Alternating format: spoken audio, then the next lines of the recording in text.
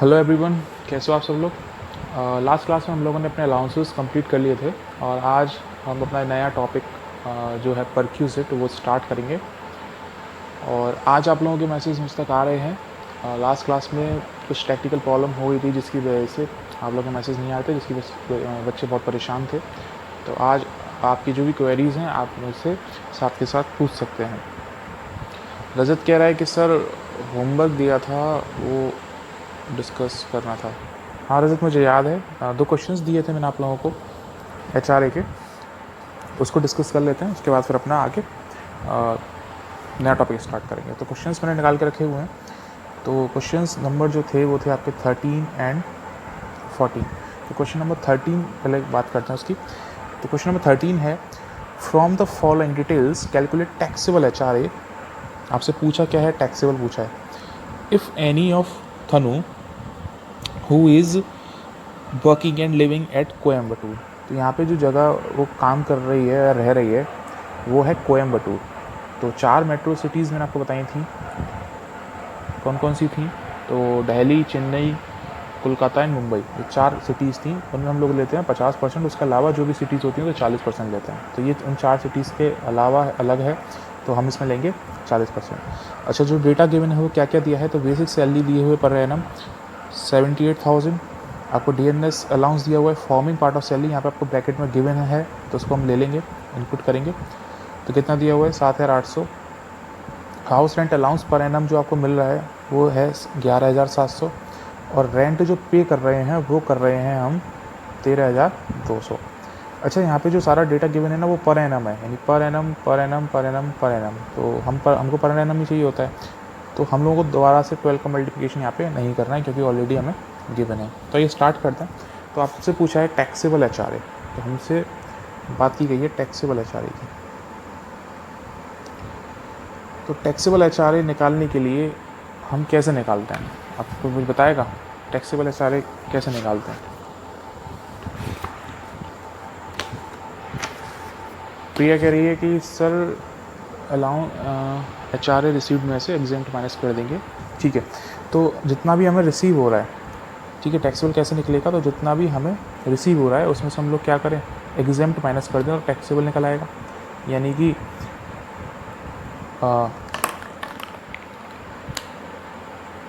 Actual HRA received, जो भी receive हो रहा है उसमें से हम लोग क्या करें, उसमें से हम लोग माइनस कर देंगे क्या, एग्जेम्प्ट को। और जो भी आएगा माइनस करके वो क्या निकल के आएगा, हमारा टैक्सेबल निकल के आएगा। इतना इजी तो है, लेकिन प्रॉब्लम कहाँ रही है। तो प्रॉब्लम आ रही है कि सर एग्जेम्प्ट कैसे निकलेगा। तो एग्जेम्प्ट की हम लोग बाद में करेंगे। सबसे पहले हम लोग ये देख लेते हैं कि हमें मिल कितना रहा है। तो हमें मिल जो रहा है वो मिल रहा है, हमें हाउस रेंट अलाउंस जो हमें मिल रहा है वो मिल रहा है 11,700। तो हमें जो भी मिल रहा है वो है 11,700। बस हमें क्या पता करना है, एग्जेम्प्ट पता करना है। और एग्जेम्प्ट हमें पता हो जाएगा, उसके बाद हम इसमें से उसको माइनस कर देंगे और हमारे पास क्या निकल जाएगा, टैक्सेबल निकल के आएगा। तो एग्जेम्प्ट निकालने के लिए 3 कंडीशंस मैंने आप लोगों को बताई थी जो आपको याद होनी चाहिए, क्योंकि HRA पे फोकस में इसलिए कर रहा हूँ कि ये बहुत मोस्ट इंपॉर्टेंट अलाउंस है और ये आएगा ही आएगा। या तो इसका अलग से क्वेश्चन आ जाए और या फिर ये किसी के साथ मिक्स होकर आएगा, लेकिन आएगा ज़रूर। ठीक है, ठीक है सर। तो एग्जेम्प्ट निकालने के लिए 3 कंडीशंस मैंने आपको बताई थी। कौन कौन सी कंडीशंस थी, तो सर हाँ हमें याद है। तो कौन सी कंडीशन सर, पहली कंडीशन होती है कि एक्चुअल अमाउंट रिसीप्ट, यानी हमें मिल कितना रहा है। ठीक है चलो सर। हाँ, दूसरी कंडीशन होती है rent paid minus 10% of salary. चलो तीसरी कंडीशन और बता दो फिर। तो तीसरी कंडीशन बताइए सर, क्योंकि कोयम्बटूर में है तो कितना लगेगा, 40% ऑफ सैलरी। और मेरी आंखों में क्या आ गए, आंसू आ गए, क्योंकि बच्चों को कंडीशंस याद हो गए।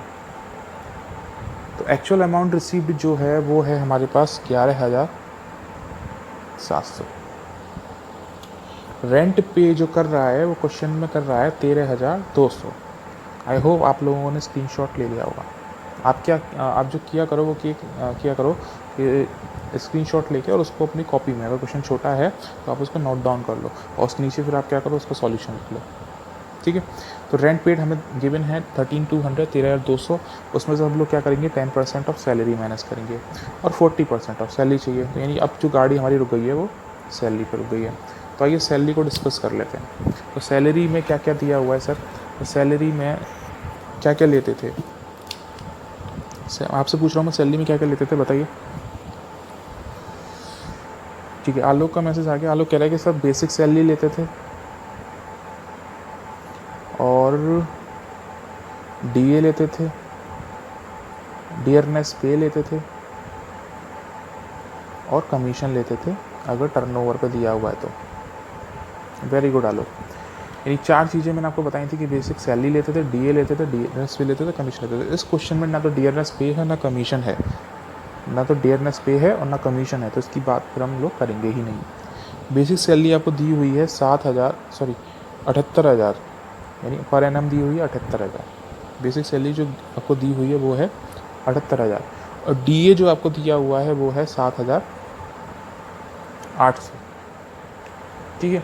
इसका टोटल लगा लेते हैं तो टोटल आएगा आपके पास 85,800, यानी 85,800 रुपये।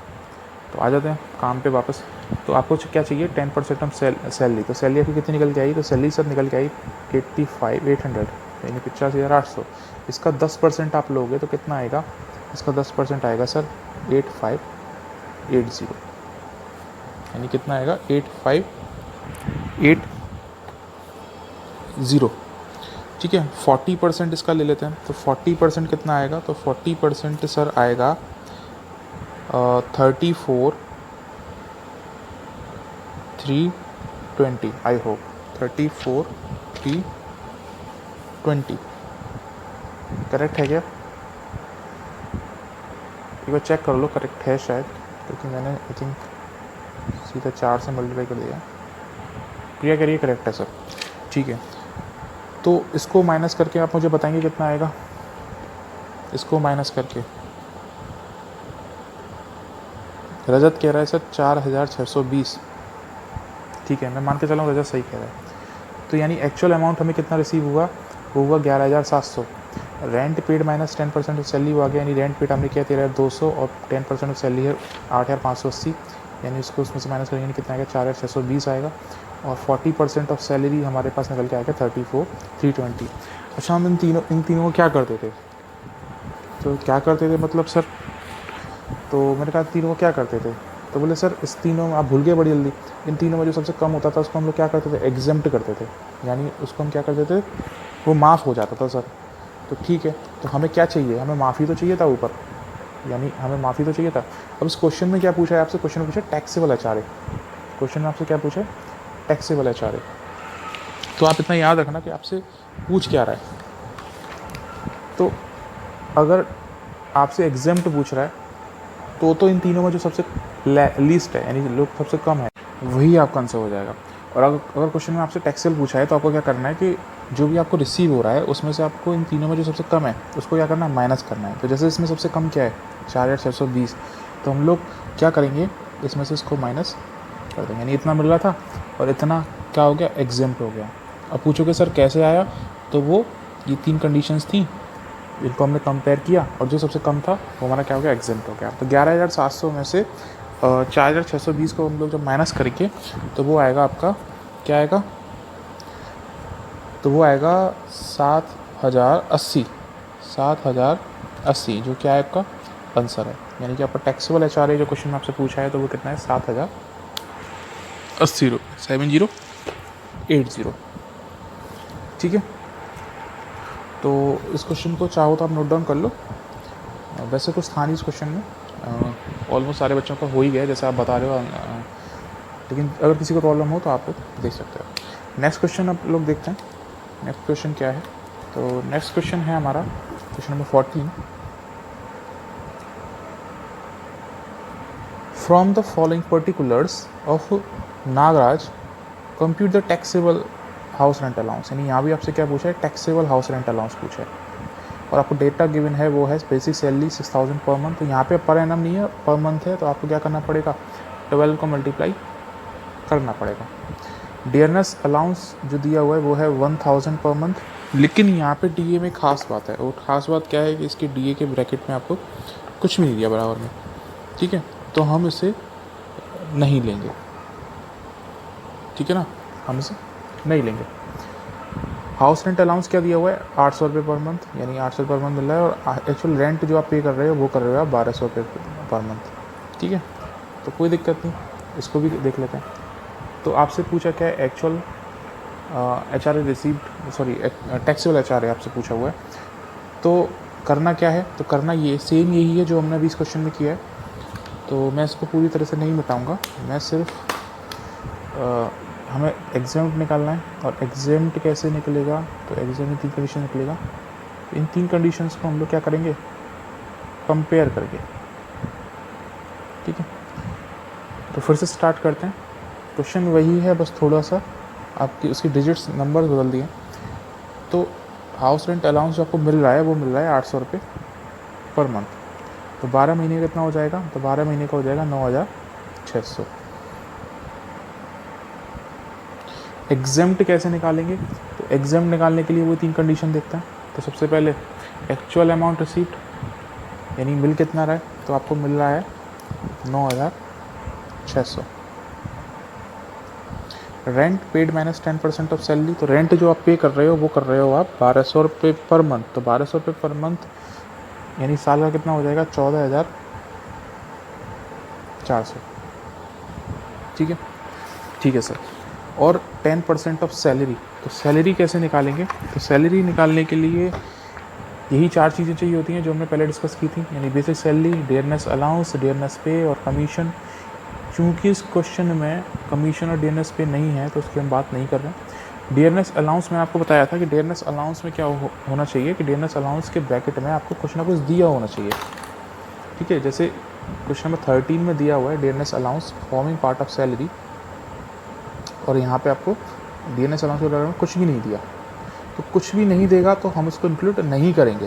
फिर से मेरी बात पर ध्यान देना, अगर डियरनेस अलाउंस के ब्रैकेट में आपको बराबर में कुछ भी नहीं दिया है तो हम उसको इग्नोर कर देंगे, हम ये मान के चलेंगे क्वेश्चन में है ही नहीं, एच आर ए कैलकुलेट करते टाइम, ठीक है। और अगर आपके ब्रैकेट में दिया हुआ है फॉर्मिंग पार्ट ऑफ सैलरी, तब हम उसको लेंगे, इंक्लूड करेंगे। तो जैसे इसमें दिया था हमने इंक्लूड किया था, इसमें नहीं है तो हम इसको इग्नोर कर देंगे। तो हम ये मान के चल रहे हैं कि इस क्वेश्चन में सिर्फ और सिर्फ क्या है, बेसिक सैलरी है, और जो कि है हमारी 6000 पर मंथ, ठीक है, यानी 12 महीने कितनी हो जाएगी हमारे पास, 72,000, ठीक है, ठीक है सर। तो 72,000 का आप 10% लोगे तो वो आएगा 7200, और आप इसको माइनस कर दोगे इसमें से तो आएगा 7200 सेम। 40% आप मुझे बताइए, 72,000 का 40% कितना आएगा, 72,000 का 40% कितना आएगा, तो 50 कह रही है सर 28,800, ठीक है। 72,000 का 40% 28,800। तीनों में सबसे कम कौन सा, तो तीनों में सबसे कम है सर 7,200, तो माफ़ भी कितना होगा 7,200। तो टैक्सेबल निकालने के लिए हम लोग क्या करेंगे सर, 9,600 में मिला था और 7,200 हमने क्या कर दिया, माफ़ कर दिया। तो अब हमारे पास कितना बचेगा, और जो बचेगा वो है, बताइए, रजत कह रहा है सर 2400, यानी 2400 बचा है, और टैक्सेबल भी आपका कितना हो जाएगा, 2400 आपका टैक्सेबल हो जाएगा, ठीक है। 2 क्वेश्चंस मैंने आपको दिए थे, दोनों ही क्वेश्चंस हम लोगों ने कर लिए। जिसका क्वेश्चंस अगर ये दोनों हो गए थे तो बहुत अच्छी बात है, जिसके नहीं हुए थे तो प्लीज़ आप थोड़ा सा ध्यान दीजिए, क्योंकि ये क्वेश्चंस मैं आपको फिर से कह के चल रहा हूँ कि ये क्वेश्चंस का लेवल 10% भी नहीं है, आई थिंक 5% भी नहीं है कि जो क्वेश्चंस हम लोग करने वाला है, ठीक है। तो आइए स्टार्ट करते हैं अपना नया टॉपिक, जिसका नाम है परक्यूजिट्स, जिसको हम लोग हिंदी में बोलते हैं अनुलाभ। तो सबसे पहले आप लोग लिख लेंगे मेरे साथ कि परक्यूजिट का मतलब क्या होता है, ठीक है। तो the term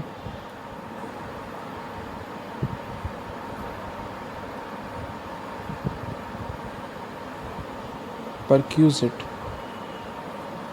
means any benefit or facility provided to an employee by his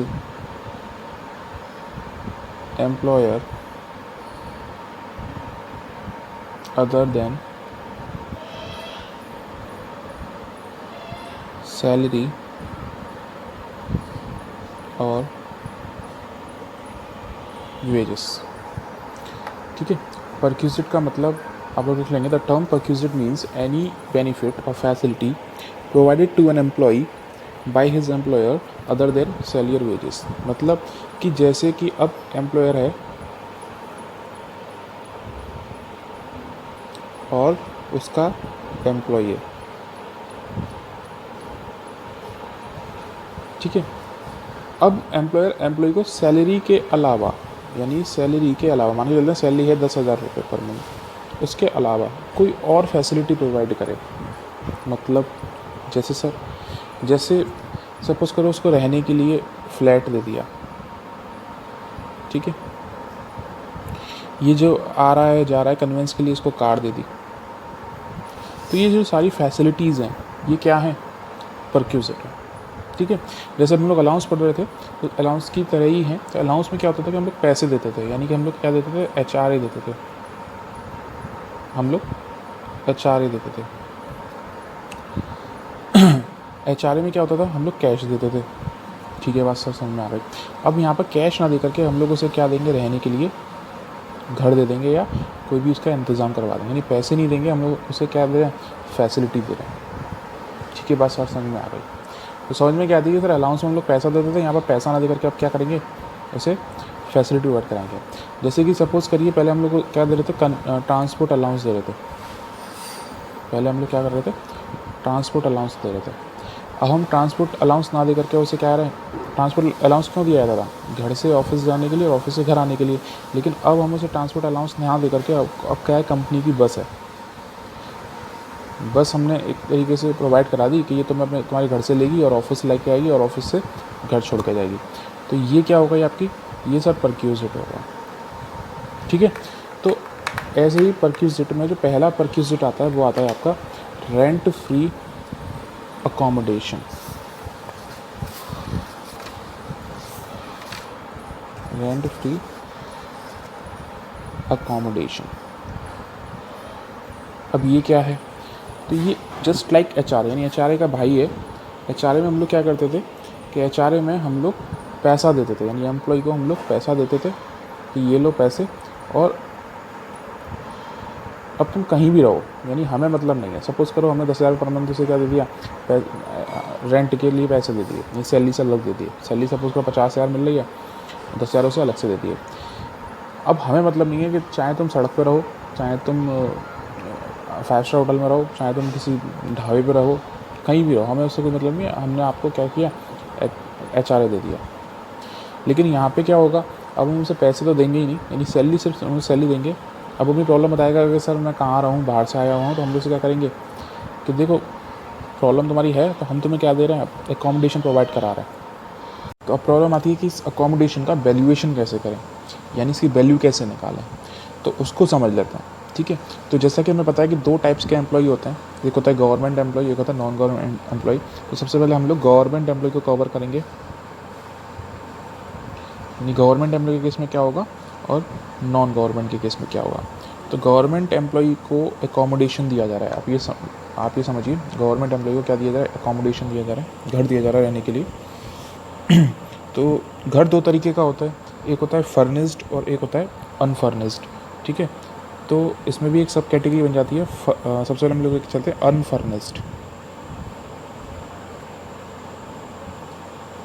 तो अनफर्निश्ड में क्या होगा, तो अनफर्निश्ड पहले समझ लेते हैं फर्निश्ड और अनफर्निश्ड होता क्या है। तो अनफर्निश्ड का मतलब ये है कि आप किसी को रहने के लिए दे रहे हो, तो आप उसको 4 दीवारें दे रहे हो, ठीक है, 1 फ्लोर दे रहे हो और छत दे रहे हो, इसके अलावा आप कुछ भी नहीं दे रहे हो। बात समझ में, यानी कि खाली घर रहने के लिए दे रहे हैं और बाकी का वो सामान अपना खुद लेके आ रहा है, ठीक है। और फर्निश्ड का मतलब क्या होता है कि घर दे रहे हो, साथ के साथ जितना भी पूरा फर्नीचर लगा हुआ है, एसी लगा हुआ है, मॉड्यूलर किचन है, यानी सारी फैसिलिटीज़ आप प्रोवाइड करा रहे हो, यानी बेड वेड सब कुछ उसमें, सब कुछ सही है, सिर्फ उसको अपने कपड़े लेके आने और वहाँ रहना स्टार्ट करना है। तो वो होता है हमारा फर्निश्ड एकोमोडेशन।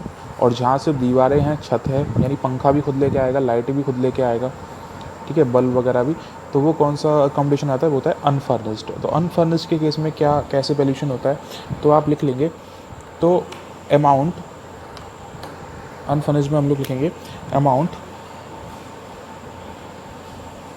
determined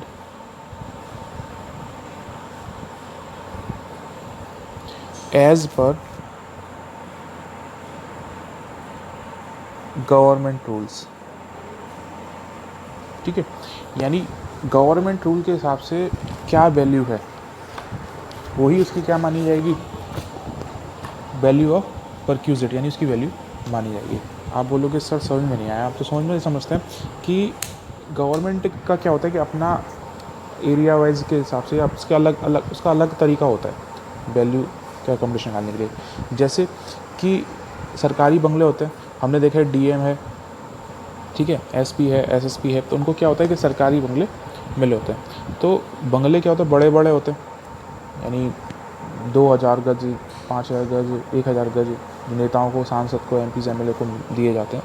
लेकिन उनका सिर्फ रेंट कितना होता है, 20,000 पर मंथ, 30,000 पर मंथ। यानी कि अगर आप अच्छी जगह, यानी दिल्ली में जैसे कि अभी मैं एक मिनिस्टर थी प्रियंका गांधी को नोटिस दिया था कि आप बंगला खाली कीजिए दिल्ली में, तो उस बंगले का जो रेंट था वो था 37,000 पर मंथ, ठीक है।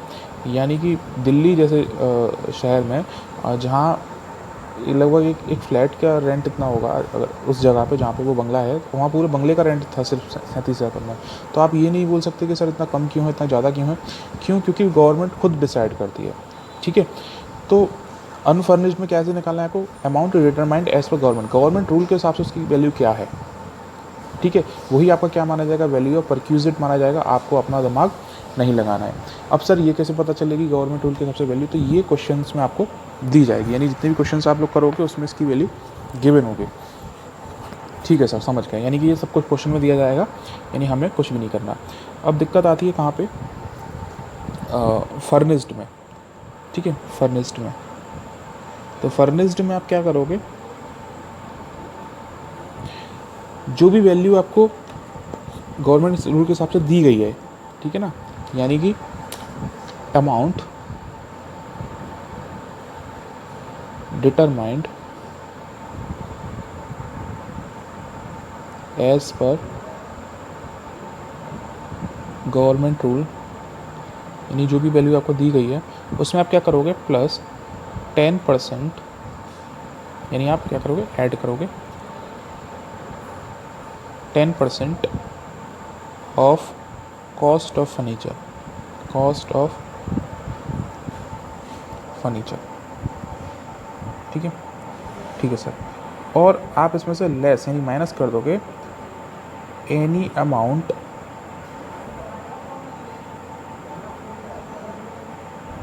रिसीव्ड फ्रॉम एम्प्लॉय, और ये आपकी जो निकल के आएगी वो निकल जाएगी वैल्यू ऑफ फर्निश्ड हाउस, ठीक है। सबसे पहले तो आप इसको नोट कर लेना ध्यान से, बिकॉज इसके बिना क्वेश्चंस नहीं हो सकते, क्योंकि ये रूल्स यही हैं जो आगे हेल्प करेंगे क्वेश्चंस को करने के लिए, तो आपको याद होने चाहिए। तो समझ लेते हैं कि अनफर्निश्ड दोनों देख लेते हैं, गवर्नमेंट एम्प्लॉय, यानी जो रेंट अकोमोडेशन था, दो तरह के एम्प्लॉय को मिलता है, गवर्नमेंट एम्प्लॉय को मिलता है, नॉन गवर्नमेंट एम्प्लॉय को मिलता है। तो पहले अब हम बात करें गवर्नमेंट को, तो गवर्नमेंट एम्प्लॉय को भी दो तरह का घर मिलता है, एक होता है अनफर्निश्ड और एक होता है फर्निश्ड। जो बेसिकली नॉर्मल जो कैटेगरी एम्प्लॉय होते हैं, यानी कि सपोज करिए क्लर्क है या कोई भी छोटी पोस्ट है, तो उस कैटेगरी में मिलता है अनफर्निश्ड। और थोड़ा सा सपोज करिए डीएम है, आईपीएस ऑफिसर है, या पीसीस ऑफिसर है उसके केस में मिलता है फर्निश्ड में, ऐसे समझ के चलिए। ठीक है, तो अनफर्निश्ड में क्या होता है कि amount determined as per government rule, यानी गवर्नमेंट रूल के हिसाब से उसकी क्या वैल्यू है हमें सिर्फ उसी पे ध्यान देना है। ठीक है, गवर्नमेंट रूल के हिसाब से उसकी क्या वैल्यू है। अच्छा, सपोज़ करिए गवर्नमेंट यानी जो हमारा घर मिला है वो बहुत बड़ा है, यही मान के चलिए कि आई थिंक 1000 गज का है और उसका रेंट है सिर्फ 2000 पर मंथ। तो हम यहाँ पे अपना दिमाग नहीं लगाएंगे कि इसके और इसका रेंट 2000 क्यों है, जबकि उसकी फेयर मार्केट वैल्यू भी क्वेश्चन में दी जाएगी। सपोज़ करिए फेयर मार्केट वैल्यू दी गई उसकी 50,000 रुपये पर मंथ, यानी कि अगर उसको हम लोग मार्केट क्या रेट क्या चल रहा है 50,000 पर मंथ और गवर्नमेंट के रूल के हिसाब से क्या वैल्यू है 2000 पर मंथ, तो हमें अपना दिमाग नहीं लगाना। हम सिर्फ ये 2000 को लेंगे, इस 50,000 से कोई मतलब नहीं है, क्योंकि सरकारी माल है। सरकारी माल चाहे कम में दें ज़्यादा में दें, हमें उसका कोई मतलब नहीं है। ठीक है, अच्छा फर्निश्ड का क्या होता है, तो अनफर्निश्ड में बताया कि सिर्फ कमरा दे रहे हैं यानी घर दे रहे हैं खाली है, और फर्निश्ड में क्या है कि पूरा मेंटेन करके फर्निश्ड फर्नीचर वगैरह लगा के उसको दिया जा रहा है। तो फर्निश्ड में क्या होता है कि अनफर्निश्ड की जैसे हमने वैल्यू निकाली तो वही वैल्यू हम यहाँ ले लेंगे, यानी गवर्नमेंट रूल के हिसाब से जो वैल्यू है उसको हम लोगों ने लिख लेना है। और 10% कॉस्ट ऑफ फर्नीचर, तो 10% कॉस्ट ऑफ फर्नीचर यानी जो भी फर्नीचर आप दे रहे हो, सपोज़ करिए कि उसमें 5 लाख का फर्नीचर लगा हुआ है तो उसका 10% 50,000, या सपोज़ करिए 1 लाख का फर्नीचर है तो उसका 10% 10,000, वो आप लोग क्या करोगे उसमें ऐड कर दोगे। ठीक है, तो सर 10% ही क्यों लेंगे, तो इनकम टैक्स में ऐसा माना जाता है कि एक पर्सन, ठीक है, एक कोई पर्सन है और वो नॉर्मली किसी असेट्स को यूज़ कर रहा है, नॉर्मली मीन्स कि फर्नीचर का लेके चलिए, अगर वो बेड है तो उस बेड को आप सोने के लिए ही यूज़ कर रहे हो। ठीक है, अगर सोफ़ा है तो बैठने के लिए ही यूज़ कर रहे हो, इसके अलावा और कोई उसका यूज़ नहीं कर रहे हो, नॉर्मली यूज़ कर रहे हो। तो एक पर्सन एक साल में 10% यानी उसकी कॉस्ट का 10% क्या कर लेता है, यूज़ कर लेता है। ठीक है, ऐसा नहीं कि आप बैट लेके आए और एक साल बाद ही उसकी वैल्यू ज़ीरो हो जाएगी, ऐसा नहीं होता। यानी आप उसका क्या कर रहे हो, सिर्फ 10% यूज़ कर रहे हो। ठीक है सर, और सिर्फ नॉर्मल यूज़ का, अब बाकी का आप तोड़ फोड़ कर दो उसका, तो हो सकता है कि आप उसे एक साल में बर्बाद करके रख दो। तो हमें सिर्फ नॉर्मल ही लेना है। ठीक है, उसके बाद क्या करना है, any amount receive from employ, अगर आप एम्प्लॉय से कुछ भी रिसीव कर रहे हो तो उसको आप क्या करोगे, माइनस कर दोगे। सर समझ में नहीं आया, तो समझते हैं कि सपोज़ करिए मैं आप लोगों को ले गया कि एक काम करो, आज मेरा जन्मदिन है और मैं पार्टी दे रहा हूँ और क्या कर रहा हूँ कि आप सबको लेके डोमिनोज़ चल रहा हूँ, तो आप लोगों को सबको लेके मैं डोमिनोज़ ले गया और आप बड़े खुश हंसते खेलते हुए डोमिनोज़ पहुँचे और मैंने कहा जो मन में है वो ऑर्डर कर दो, जो मन में है वो ऑर्डर कर दो। ऑर्डर आया, आप लोगों ने खाया पिया सब कुछ, ठीक है, लेकिन जब बिल पेमेंट करने की बारी आई, ठीक है, ऐसा मान के चलते हैं, वैसे डोमिनोज़ को पहले बिल दिया जाता है लेकिन मैं पैसे दिए जाते हैं, लेकिन मैं मान के चल रहा हूँ कि आप बाद में बिल पेमेंट की बारी आई, यानी मैंने बिल पेमेंट वहाँ कर दिया था काउंटर पे, और फिर क्या किया बाद में आप लोगों से क्या लिया, सारे पैसे वापस ले लिए। यानी सपोज़ करो 3000 का बिल आया था और 3 लोग थे, तो 3000 तो मैंने काउंटर पे कर दिया, लेकिन 1,000 तुम लोगों से क्या लिया, वापस ले लिया। तो क्या तुम लोगों को कोई फैसिलिटी मिली, क्या तुम लोगों को कोई परक्यूजिट मिला, तो आप बोलोगे सर नहीं मिला। ठीक है, इससे अच्छा तो हम अकेले ही खाया थे, साथ में आपको भी लेके गए। ठीक है, तो यानी जब भी आप एम्प्लॉय से कुछ भी रिसीव करोगे, यानी मैं एम्प्लॉय से पैसे ले रहा हूँ और उसको रहने के लिए अपना घर दे रहा हूँ, तो फिर वो फैसिलिटी नहीं है। ठीक है, वो तो फिर वो कहीं भी नॉर्मली रह लेगा। तो फर्निश्ड में कैसे वैल्यू निकालेंगे, तो सबसे पहले amount determined as per government rule, उसके बाद हम उसमें 10% of cost of furniture add कर देंगे। ठीक है, अगर फर्नीचर है तो, और मतलब अगर इसमें आप ये समझो, ये आप निकाल लोगे, इसमें अगर आप 10% कॉस्ट ऑफ फर्नीचर ऐड कर दोगे तो फर्निश्ड बन जाएगा, और 10% कॉस्ट ऑफ फर्नीचर निकाल दोगे तो वो अनफर्निश्ड बन जाएगा। ठीक है, any amount receive from employ, ये ज़रूरी नहीं कि उसी क्वेश्चन में हो, अगर है तो आप क्या करोगे, उसको माइनस कर दोगे। ठीक है सर, समझ में आ गया। अभी क्वेश्चन देखते हैं, उसके बाद हम लोग आगे बढ़ेंगे। ठीक है, तो क्वेश्चन है हमारा, एक इलस्ट्रेशन है, इसको समझ लेते हैं। Shri Bishan Narayan is a district magistrate of Agra, यानी आगरा के डीएम है Bishan Narayan. He is living in a furnished bungalow, तो आपको पता है यहाँ पे क्या मिल रहा है, फर्निश्ड बंगलो मिल रहा है, provided by the government free of rent, यानी गवर्नमेंट ने दिया, यानी गवर्नमेंट एम्प्लॉई है तो गवर्नमेंट दे रही है, फ्री ऑफ रेंट है, रेंट फ्री अकोमोडेशन है, और क्या दे रही है, फर्निश्ड दे रही है। हिज सैलरी 60,000 पर मंथ, यानी उसका जो वेतन है वो है 60,000 पर मंथ, इससे हमें कोई लेना देना नहीं है।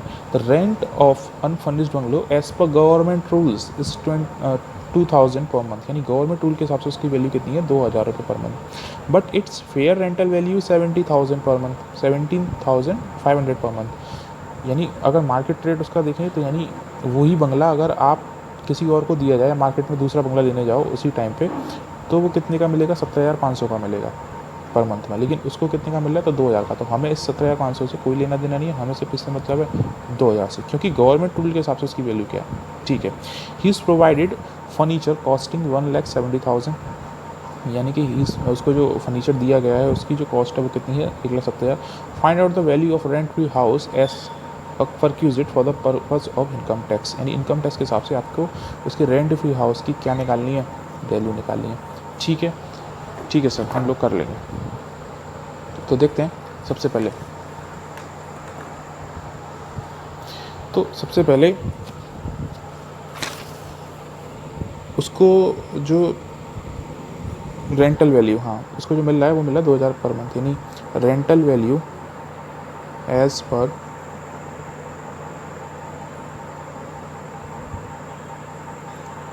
Government rule. ठीक है, तो कितनी है सर, 2000 पर मंथ। तो 12 महीने कितना हो जाएगा, 24,000। ठीक है, ध्यान रखिए हम लोगों ने कैसे निकालना है। तो अमाउंट डिटरमाइंड जो है वो आ गया हमारे पास, इसी में मैं कर देते हैं, चलो इसी को, यानी 24,000 रुपये आ गए। अच्छा, फिर क्या ऐड करना है, 10% कॉस्ट ऑफ फर्नीचर। तो फर्नीचर की जो कॉस्ट है वो है 1,70,000 रुपये, उसका 10% लोगे तो कितना हो जाएगा, 17,000 हो जाएगा। ठीक है, यानी ये कितना हो गया, 31,000 हो गया। और एनी अमाउंट रिसीव, क्या कोई एम्प्लॉय से कुछ रिसीव कर रहा है, नहीं कर रहा, तो वो इस क्वेश्चन में नहीं है। तो यानी कि वैल्यू ऑफ फर्निश्ड हाउस कितनी हो जाएगी उसकी, 31,000 रुपये। क्लियर है, ठीक है सर।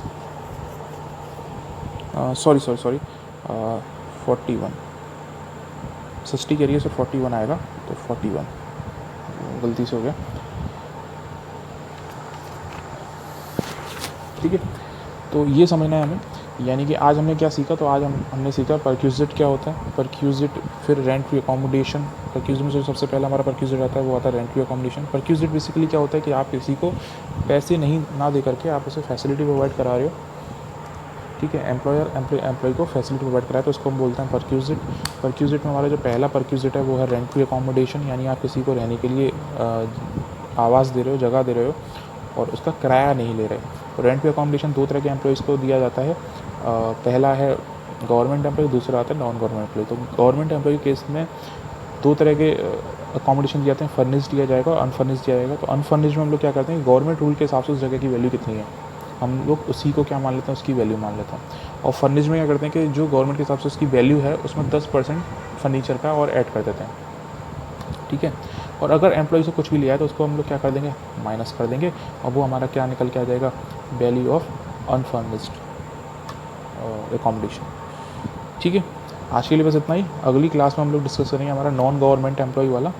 तो आज के लिए बस इतना ही। Thank you, stay home, stay safe, bye.